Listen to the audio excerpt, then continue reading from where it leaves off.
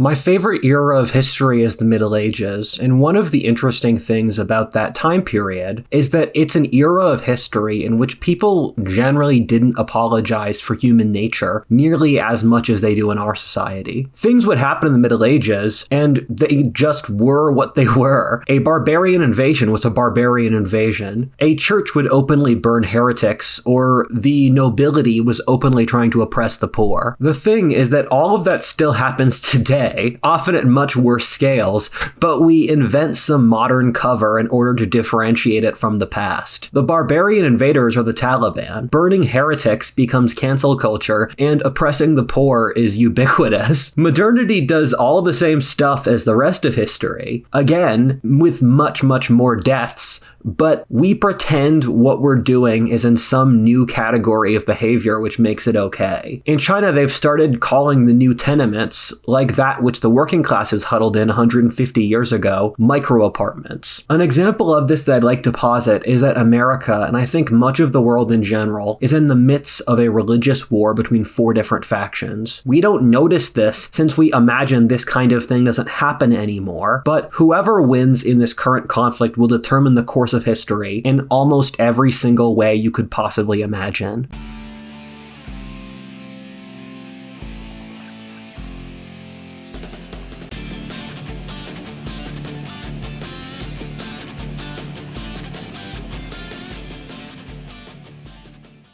Well, these are the 4 religions that are fighting over the West. There are other religions and beliefs that permeate other civilizations, and one way to see that is through looking at their art. This can be hard since they operate with very different mediums from us, but with today's sponsor, Surfshark, you can access a variety of content from around the world. Surfshark is a VPN with over 3,000 servers in 100 countries, allowing you to really explore what goes on around the world, whether you're home wanting to access other content libraries or visiting somewhere and wanting to catch up with home. Surfshark has a lot more as well. They provide security to all your devices to keep your personal information safe from big corporations and cyber criminals. As a content creator, I know how important internet security is, which is why I use Surfshark to keep my data safe. They also have antivirus scans, encrypt your searches, and send alerts when they spot your data somewhere unsafe, providing as much security and opportunity as possible. So if you're looking to keep your data safe or at least explore the world online, Surfshark is right for you. And for my viewers, they're offering 4 months free for anyone who uses the code WHATDEAL. And even after you pay, they have a 30-day money-back guarantee. So click the link in the description, try Surfshark today, and explore what the world has to offer.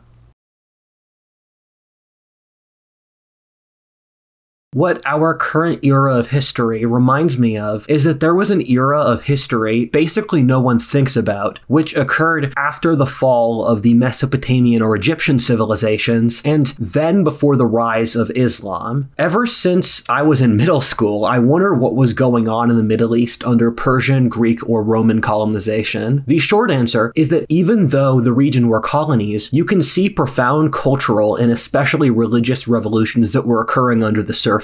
On top of this, the foundations of what later became Islamic culture, especially in the Fertile Crescent and through architecture, was developing in the first centuries after the birth of Christ. The Middle East in the Hellenistic period saw the flowering of a series of religions that became Judaism, Gnosticism, Hermeticism, the cult of Isis, Stoicism, Christianity, Cybele, Mithraism, Manichaeism, Mazdaism, or Islam. There was something in the water at that time which created a bunch of religions. These were all popular cults or religions which spread across the whole world, including to the Roman Empire. The Hellenistic period, or when the Greeks controlled the Middle East, was a period of widespread secularism. And people often forget that there was secularism or atheism in the ancient world, but there was a significant amount. And since that didn't fulfill people's spiritual needs, they turned to these Eastern mystery cults. The irony is that I'm pretty sure the people of that time period, except those people who who ran those religions didn't realize that a Darwinistic battle for survival was occurring between these different mystery religions, which would change the course of history. What ended up happening eventually is that Christianity crushed all the other religions, but in a process of doing so, taking what was best from the rest of them. The parallel to our current era is that both of these were during ages of nihilism and secularism, where the societies in general didn't believe in anything. There were waning and waxing political issues, while the seeds were being planted for the next age of faith. There were large empires which allowed rapid trade and increases in communication and commerce, but said empires fell into decadence while their sheer size made people feel like they were useless and completely powerless. And I think a similar process is going on now due to all these parallels in the spiritual and social institutions of our society are really not up to snuff with what our needs are. Thus, what we will see over the next few centuries, in that I don't think this process is going to be completed anytime soon, is the competition between these different worldviews for whichever one will achieve total dominance in the next age. I think we're only going to see how important the events going on now were hundreds of years in the future looking back with hindsight. Some of you might have seen my video on the religious wars of the 20th century, in which I posit that it's better to see the ideological conflicts of the 20th century as the bloodiest religious wars in history fought between Marxism, fascism, and liberalism. Our current age is a finishing act to those wars, in which those three ideologies are still fighting each other today. That being said, and the world doesn't have any pretensions to being simple, in that killing the other, these three ideologies will transform into something completely incomprehensible to what they were before. I briefly covered in that video in which liberalism or Marxism have morphed into being the exact opposites of what they originally started as, with liberalism today standing for government, bureaucracy, and social engineering, which is the exact opposite of its libertarian roots. Meanwhile, Marxism has become a corporate elite ideology supported by the wealthy in opposition to its revolutionary working class roots. I am of the opinion that classical liberalism is basically dead. The only people who push for it are people who are actually Christians, where classical liberalism is just their economic and social system. The reason this process is occurring is the social foundations under which the 20th century were operating are completely alien to those of today. All three of those humanist ideologies operate under the principle that through greater wealth, technology, and social engineering, that humanity will reach a utopia where heaven is like earth. That being said, with the Second World War, three events have occurred which have completely discredited this theory. The first being that the Western world has attained an absurd level of wealth, safety, peace, health, fairness, or comfort, and it made us miserable to the point of suicide. I know most of us don't live in that anymore, but it didn't make us happy when we had it. One of my friends likes to say that God teaches you lessons in two ways, either by taking everything you have away from you and making you rebuild yourself, or giving you everything you could ever want and seeing it destroy you. The second point is that global civilization is in rapid decline. We can cope all we want, but nothing can stop the world's population from collapsing by at least half by the end of this century. The world today is beset by degeneracy and bizarre social issues, including most notably the West trying to commit suicide. All of that means that the 20th century's idea of permanent growth and progress will end up just coming across as completely insane. Thirdly, over the course of the 21st century, there's been a significant amount of research into human nature, in many cases driven off advances in neurology or using the internet to mine data. The idea that human nature is perfectible, that under which modernity and the technological project is founded, is completely unbelievable now. Everyone in the sciences now agrees that human nature is fundamentally flawed and animalistic. Even all the socialists in the sciences at this point agree that half of human nature is genetic. This is in direct opposition even to what people believed 10 years ago, that all humans are equal blank slates who are motivated by social engineering. It reminds me of Bertrand Russell's History of Western Philosophy, in which he talks about how the rise of the great depersonal Hellenistic empires at the expense of the old city-states created mass alienation. With all the suffering and powerlessness, the world didn't seem like a rational place to analyze or explain. Instead, it was a hard place to accept and live through. A similar shift occurred across Eurasia before the Axial Age, when Lao Tzu, Confucius, Buddha, and Socrates lived at the same time around 500 BC. Even in just the last last 10 years in my short life, people are losing the ability to think rationally. Whenever I listen to someone speak, I parcel it in my mind. Are they making an argument or are they virtue signaling to their faction? The ratio has massively gone to the latter, with very little original thinking happening today. As this happens, people will move from worldviews based off reason to those based on existing, from how to rationally explain the world to how to deal with it. To be clear, before we go into explaining these 4 different religions, that if you ask someone if they belong to one of these, they'll probably say no. That being said, in the Bible, they talk about how we all put up different idols in our soul of things that we venerate above all else. For some people, that's money. For others, God itself. For others, their families or fame. If you talk to people for long enough and do a little bit of probing, you'll find out what's sacred to them. That thing which they truly unironically believe in, which they believe pushes the world forward and gives their life meaning. That's their religion. You find with absolutely every person that there has to be something there in their soul, and that it unironically completely controls their life. Ironically, for one of these religions, their religion has devolved into the active battle for nothing, in which their belief in nothing is held far more fanatically than any of the other religions' belief in whatever they believe in. The human mind is funny like that. It needs to achieve certain aims, with faith being one of them, and so if you obstruct it from doing so, it will turn the rejection of faith into a form of faith. A large part of the population are fusions of multiple of these religions, in the manner that in China it's not uncommon for someone to be Taoist, Buddhist, and Confucian at the same time. As you guys listen to this video, keep that in mind, and I think this principle will be even more true for the audience of this channel. I'm not going to say which of these I belong to, but it is a fusion, and I'm curious to see for the audience what they guess I am. Finally, for each of these, I will be giving a rough estimate of how much of America's population they make up. To be clear, I am making these numbers up,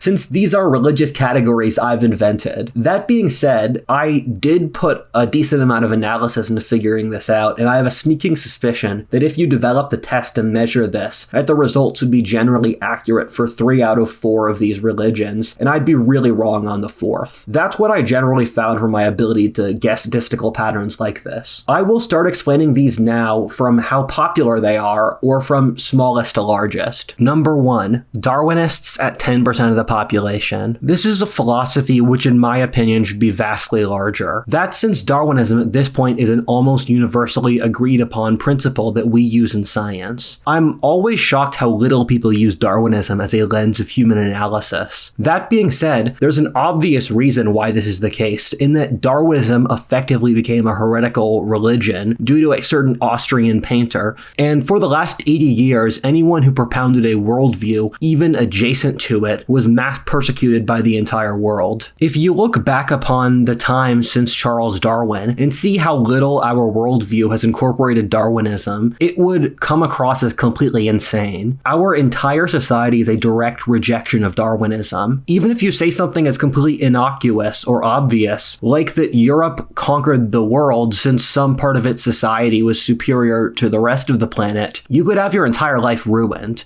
Our current social sciences or theory of the world literally doesn't have any philosophic structure for superiority or competence. If you succeed, it's since you must be oppressive, not since you're better in any way. That being said, we all know that's ridiculous. We all know that some people are better at some things than others. And the thing is that I think this is all intentional, in that the left realized that Darwinism created an intractable ideological issue which would destroy their entire ideology. Thus, the left made Darwinism completely taboo to discuss on any single level, closing the academy to even the slightest hinting of it, since I think they realized on a subconscious level that they didn't have an answer to it. The Darwinists are the evil group our society is allied against, thus being the social outsiders. This is both the greatest strength and the greatest weakness of the Darwinists. Partly, it keeps them from growing or attaining elite power, except until some point in the future, but also at the same point, since the ruling class is failing so hard as society is collapsing, the Darwinists' hands are completely clean of the previous social failures. Darwinism hasn't been tested enough recently for it to be obvious to the next generation of young people what its failings are, thus it can appear fresh or new. Darwinism is currently in a place of flexibility in which it hasn't coalesced into being a complete new ideology. The biggest reason people enter the Darwinistic worldview is since for as long as anyone can remember, the regime has used the Nazis as the bogeyman to avoid and unify society against. The problem implicit in that is that as the regime has treated its own subjects worse and worse, it removes any incentive for thinking, why not be a Nazi? Darwinism is the smallest of these philosophies now and the least developed,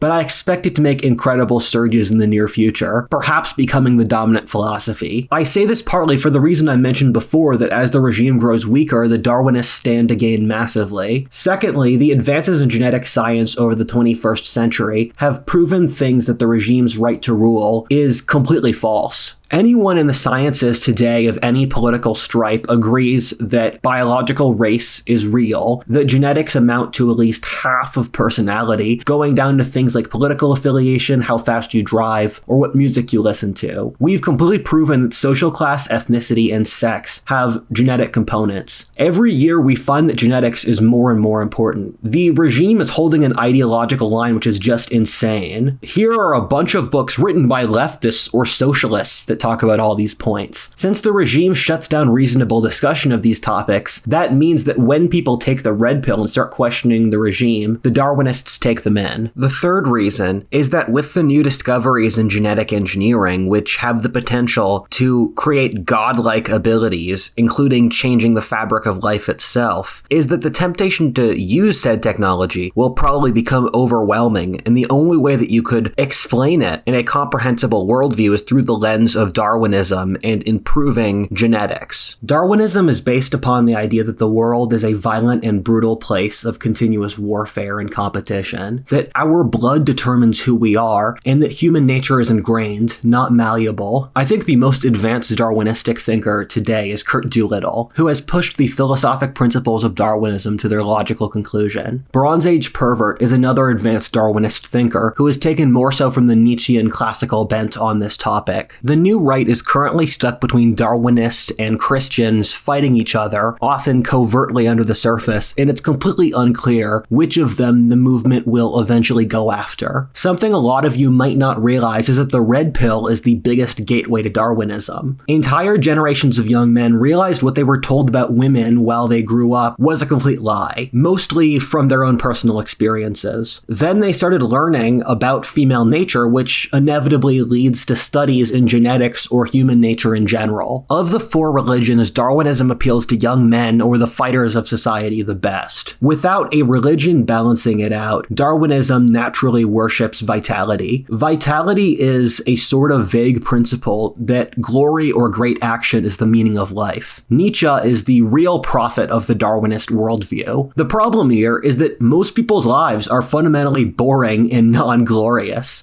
Society is mostly NPCs who, if they don't get a place in that society, will defect from the system. Darwinism is a direct reaction to the life-hating, envious, and egalitarian nature of our society, which young men are understandably rebelling against. One of the biggest issues the Darwinists run into is the inability to develop mindfulness or the conflation of brutality and practicality. For an example of this from the Second World War, the Nazis and Japanese, whenever they faced a challenge, just doubled down on aggression, which makes sense from their worldview, which glorifies vitality. That being said, this was retarded since they ended up declaring war on a coalition of the most powerful countries in the world with 20 times their population at the exact same time. At the same time, a lot of Darwinism is just a rationalization for killing people. This ends up in weird places where lots of Darwinists will say, we need to kill those ethnic minorities or invade this country for our people to survive. The problem is that's not actually true, and being aggressive all the time is a terrible strategy. A nimble strategic thinker realizes that there are times for flattery, selling out, cowardice, cooperation alongside courage, aggression, or dominance. If you look at successful empires over history, they always find carrots and sticks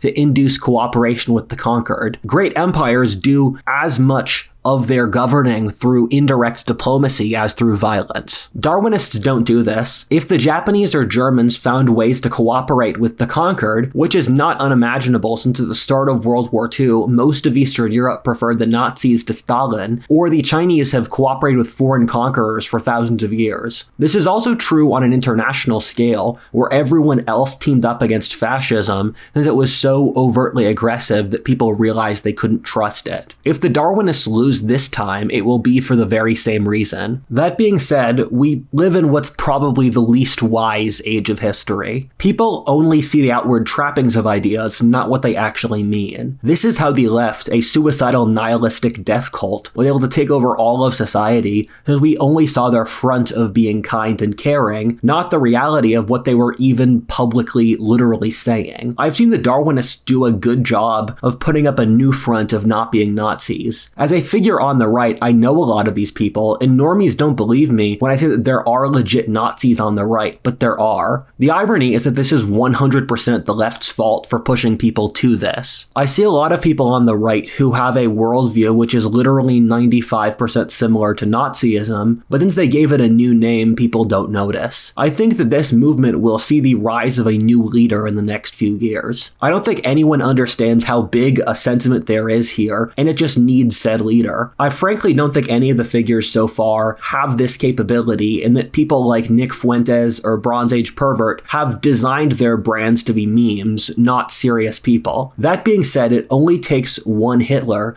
but once he shows up, everything changes. It's not an uncommon sentiment on the right to believe that we should construct a racial caste system based off race and IQ. Even if it's not that big a platform, expect it to grow exponentially every single year. Before leftists get all self-righteous, keep in mind your people have unironically turned society into a racial caste system, and your moderates haven't called them out. The left has no clue at the demon they made, similarly to how the Nazis formed as a reaction to the insanity of Weimar leftists. The Darwinists will make tough and brave fighters too. The greatest issue the Darwinists face is nihilism. A principle I've developed is that if you believe in God or the soul, you're not a nihilist. And if you don't, you are. This is since the soul disposes a sense of inherent meaning independent from the material. The Darwinists generally LARP as Christians, but they actually are the least Christian of any of these factions, in that literally, if you tell them about Christ's teachings and compare their philosophy to it, they will mock them while they pretend to be Christians as a coat, much like the Nazis. The Darwinists are obsessed with aesthetics, in a reaction to the ugly monotony of our culture. That being said, they use glory as a way to get around a meaningful universe. I prefer that to most other ways people cope with the death of God, but it does inevitably result in pushing unhuman cruelties and authoritarianism. That being said, if you push them on if they believe any values, you won't really get an answer. Everything in their worldview is a rationalization for pushing their self-interest, which is something a lot of they themselves would agree with. The thing that Darwinists really need is a soul and God. Without that, they spiral, and with it, they can hold themselves to moral standards. If you don't believe in the soul or divine, killing other people to bring about utopia is the rationally correct endpoint to reach. Ironically, the Darwinists with religion is literally what the entirety of pre-modern history looks like. Hey everybody, for a brief pause,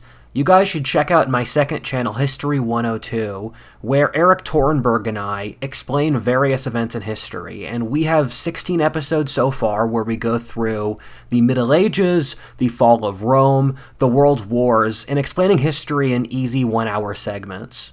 Number 2, machine worship at 15% of the population. You know, in fantasy novels, there are small orders of mages or secret societies which have massive, outsized political or social power, but are numerically incredibly small. That's what tech is today. Tech today has an absurd amount of power over the world and society, while at the same time being centered around a handful of social groups driven off particular cultural norms or incentives which are completely alien to the general population. Techno-optimism used to be a widespread and normal sentiment among the population. Look back at the 1950s, where they had all of this science fiction about the incredible technological advances that would occur in the future and how it would make their lives so much easier. This sentiment is largely completely dead among the general public today. If you ask anyone about what technologies they expect, they'll immediately drop a list of dystopian Black Mirror stuff. When tech discovers something new, the populace assume it exists to exploit them. At the same time, that doesn't stop the populace from using whatever technologies Silicon Valley produces. Seeing how rapidly people have accepted AI and started integrating it into their daily lives really shocks me. I told myself I would never use AI, and now I do so all the time. Your average person has a better relationship with their technology than the people in their daily lives. Gen Z spends 7 hours a day on average on just their phones. At the same time, this change has bred remarkable resentment among the general populace. People hate the new digital world. It's incredibly lonely, sterile, and depressing. The screens are basically as addictive as heroin. Digitization has automated the middle class out of existence, creating the largest dating crisis in history, and allows the near permanent monitoring of the population. I have a lot of friends in technology, and it's so strange to talk to them in that they are constantly talking about how powerful the tech industry is, and also what new things they're about to discover. Meanwhile, I have to frequently tell them, you guys are aware the general public is always about a week from burning you all on the stake. That being said, I'm making the claim here that tech has become a new religion, not that it's just a powerful social force. The reason I believe this is that if you talk to people in technology, they have a remarkable faith in the idea that technology will bring about the rapture. That sounds insane to tell normal people, but there is a very powerful, kind of secret cult in tech, which unironically believes that we are on the verge of a complete breakthrough in world history, which has no parallel ever. This idea animates almost all of the great men in technology in one form or another, whether Mark Zuckerberg, Sam Altman, or Elon Musk. It's called the singularity, or that artificial intelligence will hit a rate of exponential growth in which it breaks human history, ushering in a completely new era. Look this up. It's a very popular theory, which has had many books written about it. Almost all important figures in this field have written about it, and there are loads of serious books which treat the singularity as a real coming event, which will certainly change the course of the future in ways that we can't understand. As a historian, I chuckle at this, since by studying history, I've come to realize that there are certain archetypes in human behavior which you see repeated again and again in different garbs. These are edged into the human condition, and certain eras of history rationalize them with whatever logic their society uses. One being the rapture, or a point where we will reach a spiritual breakthrough in which those who follow said religion are saved while the world completely changes. For the techies, their singularity is the rapture. These are people who treat religion as silly, but they've so easily slipped into their own version. A constant theme we'll find with all of these religions, except the final, is they lack a tremendous amount of self-awareness, and so end up acting out principles of human nature, which are far more primitive than the sheen they put on. Ironically, they have no idea they're doing it. Artificial intelligence may have tremendous effects upon the world. In fact, it almost certainly will, but to expect it to completely alter every element of humanity is just insane. Look at the most inventions in world history, whether the Industrial Revolution, nuclear bombs, agriculture, or metalworking. What happens in each case is that there are a couple major variables which change, but the messy nature of the world in human competition remains. What messianic ideologies say is that the era of suffering in human competition is just going to stop,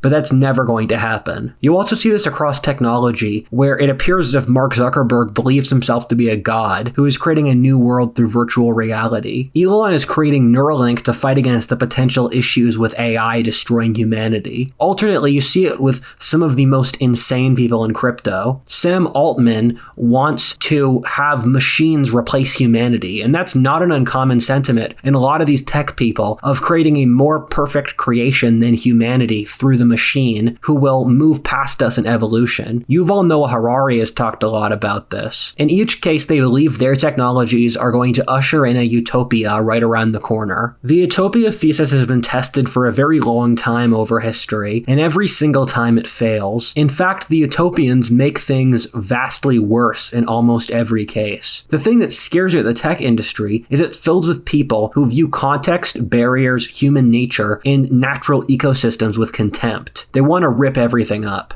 They don't hold themselves to any standard. This leads to a worldview capable of profound evil, since the great totalitarians of the past share every single one of those traits with them. They hold human nature in no kind of sacredness. That being said, tech is a double-sided coin, which in addition to this has incredible promise to change the world in a very positive way. One of those is that the internet will probably allow the defeat of the current wave of authoritarianism or totalitarianism flowing across the world, since it allows easy non-government communication and cooperation. This is the populist world that has been created by the internet. We used to be completely dependent upon TV stations, which were curated by elites in the government. My friend Balaji has turned me around on a lot of points in this topic. He splits the world into grays, reds, and blues, which is a split I like enough that I'll probably make a video about it at some point, which are conservatives, leftists, and technologists. The advantage I see in tech is decentralization, and it has the smartest and most creative people of any of these religions by a significant margin. Tech is also the most innovative and creative in that it has the greatest ability to just invent something totally new, which changes the game. Tech has potential to pop up anywhere in the world, as we've seen in El Salvador. Due to how decentralized it is, it's not unimaginable to see random third world countries become new centers for tech if they try hard enough, or if they're pushed out of the first world. Tech is divided between decentralized and centralized tech. Decentralized tech is largely a tool of authoritarian governments and has lost a lot of creativity. China or even the World Economic Forum are great examples of that, in that the WEF is a fusion between machine worship and leftism. We're currently in a race between tech as a force for freedom or servitude. I really do worry about AI being a tool of state surveillance as a great example. The biggest weakness in tech is its complete disconnection from reality and human nature. When I talk to people in tech, it always shocks me to see how split off they are from the public sentiment, often to an incredibly embarrassing degree. Their arrogance makes them hated and increases the chances they just get slaughtered by the general populace. The reason capitalism was so rare in history, only really flowering in Western Europe, is that it's too easy for government to just ally with the mob to steal money from the capitalists. This has happened dozens of times in history. Also, the god that tech pushes is fundamentally false. Firstly, I very rarely see people in tech push for things that the general populace wants. Almost everything big tech creates is to push their power. Secondly, the tech ideas they have just won't make the world a utopia. It will probably make things a lot worse. The singularity will never happen, and if it does, it will probably be pushing some cynical agenda. Their idea is that you can just engineer your way out of human nature, which is wrong. Also, tech has become rapidly a lot less creative, where they put up this facade of creativity, and they're still probably the most creative of any of these religions, but their amount of creativity has collapsed precipitously in the last decade, as has their ability to think independently, where San Francisco is now one of the least free-thinking places in America. Tech will do its best if it stays in a small scale based off actually inventing stuff. The raw creative ability of this group is remarkable if tapped. That being said, they again need to have a soul or an idea that they serve some broader human agenda rather than rationalize an inchoate drive for power. Tech is one of the few places that actually makes new stuff in our society, which is largely boring and uncreative and sterile. If we lose tech, we're probably slated for another dark age. Number 3, Marxists at a quarter of the population. This story is so unbelievably bizarre that I think our descendants will struggle to believe that it was ever real. Communism was the ideology which killed the most people in human history by a truly vast margin. It was tried in every single continent, climate, and civilization. It killed more people than every other religion and ideology in history combined. Then after that, they changed their name and were able to quietly take over the institutions of the entirety of Western civilization. The West didn't even really put up a fight, sacrificing its economy, culture, romance, religion, foreign policy, or literally anything else you could possibly imagine without even realizing it was happening. This degree of idiocy should not be physically possible. However, that didn't stop it from happening. I'll explain later why I think it occurred. That being said, we live in a society which is run by Marxists. Every single institution that exists has been co-opted by Marxists. This is the case for Hollywood, TV,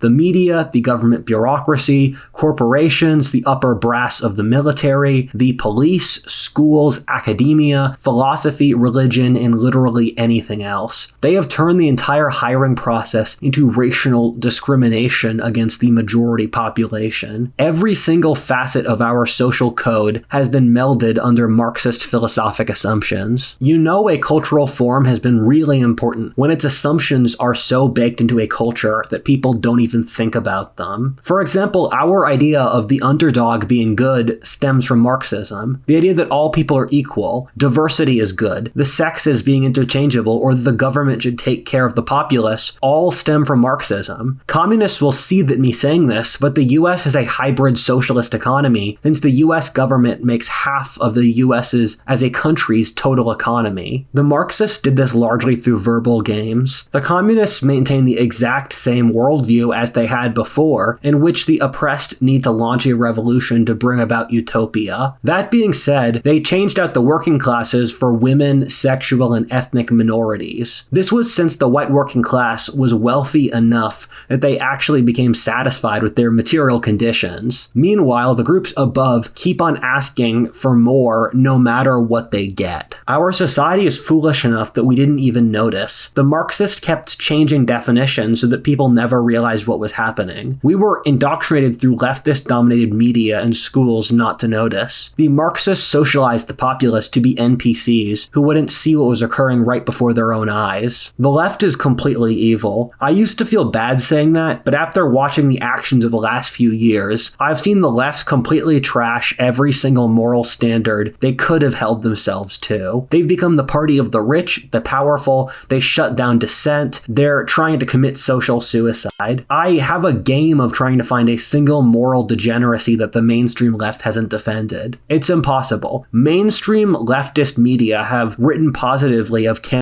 pedophilia, mass castration, a racial caste system, and have written against thinking for yourself or having children. The reason I think all of this happened, personally, is that we're living through Mouse Utopia. Mouse Utopia was an experiment in the 60s, which I made a video about, where they gave the mice perfect conditions to breed, and then after their numbers going up massively, the mouse social structure completely fell apart. Male mice became effeminate, female mice aggressive, the mice stopped having children, became autistic, mouse society completely collapsed as bands of thugs destroyed the mice who continued to breed. Even if you don't believe in that experiment, historically, periods of wealth or decadence allow societies to stop behaving in productive ways and instead be degenerate. What's happened here is the left won since they were able to create an easy rationalization for complete degeneracy and social collapse to be morally okay. Imagine what kind of ideology those mice would make up to justify Mouse Utopia. Wouldn't it end up looking a lot like wokeness? Wokeness is making a turn now from kinda positive ideology about empowering oppressed groups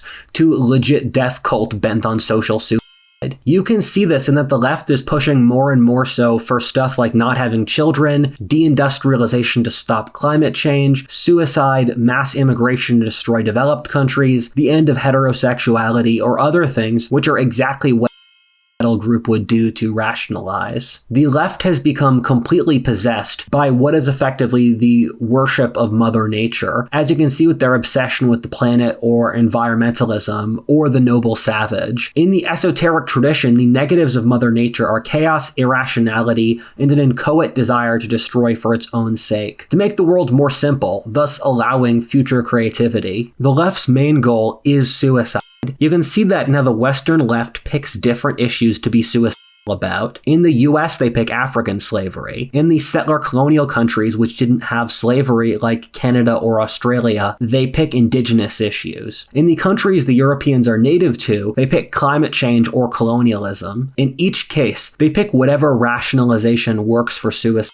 This is the great weakness of the left, that they are completely insane and literally want to lose. The left is killing itself. The left doesn't do anything anymore. They don't develop new ideas, have kids, make culture or art, have new philosophies, make companies. The great worry is that the left brings down their entire civilization with them as they fall. The left's great strength is they have all of the organs of society and have a fanatical base of supporters who will die for them. This battle, in my opinion, will rupture into legitimate wars in the Western world over the next few years between the right and the left. Number 4, Christians at half of the population. Now for the religion which is by far the largest. Although it may not appear like this, Christians are still demographically dominant in America, forming between 2/3 and 3/4 of the population. I put the real number at 50%, since I think lots of people who say they're Christian in their hearts really have another ideology which is actually more important for their thought process. Think of woke churches, for example, or people on the dissident right who are really Darwinists but mask it in Christianity. That being said, over 90% of Americans still believe in God, and similar to slightly lower numbers, pray or are spiritual. This is different from Europe, which is largely turned completely agnostic. Funnily enough, the average American agnostic is more religious in belief in God or prayer than the average European religious person. What this means is that there is a very significant amount of people who are adjacent to Christianity who could be scooped up by a new Reformation if it were to occur. Christianity is in a strong, if very precarious position. It's by far the oldest and best tested of these religions, the only one that you can seriously call a religion. It's also the most balanced and intellectually developed. The other ideologies, largely since they lack belief in a soul, lack self-awareness, which creates huge intractable flaws which eat them alive. For Darwinism, it's their absurd aggression. For communism, it's that their worldview doesn't make sense and they're trying to kill themselves. And for machine worship, is that their technologies can't deliver what they promise. That being said, Christianity has propelled multiple civilizations for thousands of years sustainably. With all that being said, Christianity is a large empire built on weak foundations. It's been declining around the world for centuries, and even more so in the last few decades. Just since the year 2000 until the present, almost all countries in West Europe went from overwhelmingly Christian to something around only a quarter of their population. In America, it went from 90% to 2/3. The church is currently bleeding followers. If things don't change, American Christianity could be dead by the end of our lives. Another interesting trend is that over history, even with majority Christian populations, small agnostic elites have taken over said societies and then secularized them. This happened with Soviet Russia, Jacobin France, fascist Italy, or Nazi Germany. That is what wokeism is attempting now, and what the other two religions might try. The problem that this runs into is that Christians today are too complacent. Christianity has experienced a profound brain drain over the last few centuries. In the medieval or early modern periods, the greatest minds, whether St. Augustine, Isaac Newton, Thomas Aquinas, or Descartes, served the church. Recently, those people have gone into business, politics, or science. This has resulted in the church constantly being outmaneuvered by other institutions. This is why Christians haven't been able to adapt to the new scientific world. Christian theology is stuck in the pre-industrial world, which makes it unrelatable to the general public. The greatest issue Christianity faces is that a large part of the population literally finds it impossible to believe in. The intellectual view of the world modernity has openly doesn't believe in any non-material things, like God or spirits. Most people take this completely for granted. Until that variable changes, the world's religions will continue to decline. With all this said, changing the public's view on this, making them believe in a spiritual ideal dimension, would be one of the most important intellectual breakthroughs in history. I personally, and I know I'm biased on this topic due to my research in this area, think there will be an intellectual breakthrough towards belief in the spirit world that will take place this century. That being said, I think even if the evidence was irrefutable, most people would reject it for a very long time. Getting it to become a new consensus would take centuries. The fundamental foundations of most people's worldview are so mechanistic on a really deep level. Christianity will keep losing in a mechanistic worldview against the other three. The people who tend to be left in Christianity after all of this are the soft-hearted and those who love tradition. These kinds aren't the sort of people who usher in great advances or fight other ideologies. This has been self-reinforcing as the church becomes more of a white bread place for nice guys. The church runs into issues in which, since it tells its followers to follow their moral code, even when it results in them losing, Christians get constantly outmaneuvered. Christians today are completely incapable full of realpolitik, cynicism, and power politics. You often see Christians come across as overly sincere and cringe when they try to get involved in these fields, or they come across as completely out of touch with reality. Christians often end up projecting their own attitudes upon their enemies, thus making their enemies' cynicism and power hungriness completely unrecognizable. Christianity today is pretty cucked, with the church being feminized. The amount of young men attending church has halved since the start of the 21st century, since it's just not masculine enough. That being said, there has been a push to make Christianity more masculine, as we've seen with the Jesus lifting culture, guns and God culture, or figures like Jordan Peterson. Christianity, ironically, is the opposite issues of all the groups above, in that they err by being too cynical without a concept of the soul to give them internal direction. For Christians, is that they're too motivated by an internal sense of righteousness. If you look at the worst Christian fundamentalist states over history, whether Puritan New England, Franco's Spain,